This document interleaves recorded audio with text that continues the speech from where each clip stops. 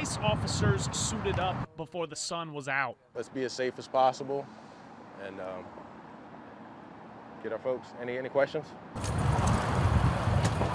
New Orleans Deputy Field Office Director Brian Acuna escorted us. You'll hear people talk about alleged raids or indiscriminate sweeps when that could not be further from the truth. As I mentioned, we're going after a couple of individuals today. We know who they are specifically. We know what their immigration case history is and what their criminal history is. ICE agents arrested Dennis Edgardo Bueso Zelaya first. Where's your shoes, dude? On the Santos Eduardo. Oh, right there on his feet. Hold on, let's roll him on the side. Roll him on the side. Yep. Sit up. Sit up. Our officers did have to take Mr. Bueso down safely to the ground to make the arrest and put the cuffs on him. There was somewhat of a resistance on his part at first and of being cuffed up in that situation. Everything was fine after that point. ICE says Bueso has already been deported twice. The agency says he faces a federal warrant for re-entering the country and a Jefferson Parish DUI charge. Did you enter the United States illegally? Yeah.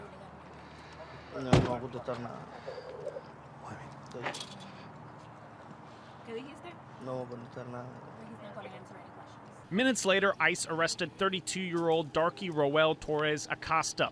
The agency says it's deported him 3 times before, and he has a warrant in Jefferson Parish for intent to distribute a controlled substance.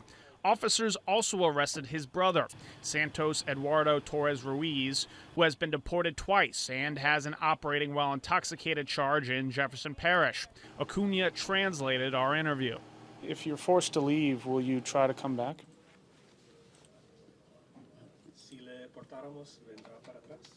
No, ya no. No sé qué voy a hacer si me deportan. A buscar qué hacer en mi país. Ya no molestarlos más aquí. He doesn't know what he would do. Okay. Is it a morale drain to have to rearrest these individuals time and again? Yeah, sure. I mean, it's very frustrating when we put a lot of effort into it. We arrest somebody, we remove them from the United States, and then they come across the border again. Regional Director Melissa Harper says a local challenge is the Orleans Parish Sheriff's Office. OPSO says a federal settlement requires the office to only hold suspects wanted by ICE if they face murder, rape, or armed robbery charges. We're examining all possible pathways to see if we can go back into court and have the judge vacate the order or dismiss it as no longer being necessary. Nationally, Harper says she doesn't know how the Trump administration will impact her office. The president-elect has called for mass deportations and tapped former acting ICE Director Tom Homan to be his border czar. Do you envision having to arrest and subsequently deport individuals who are here illegally but don't have criminal records? Do you think that would be a more common practice?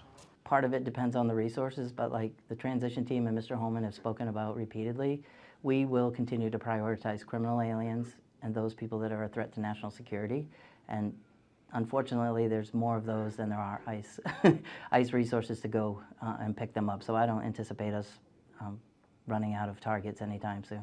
Thursday's targets will now take their different paths through America's justice and deportation system. In New Orleans, Chris Joseph, Fox 8 Local First.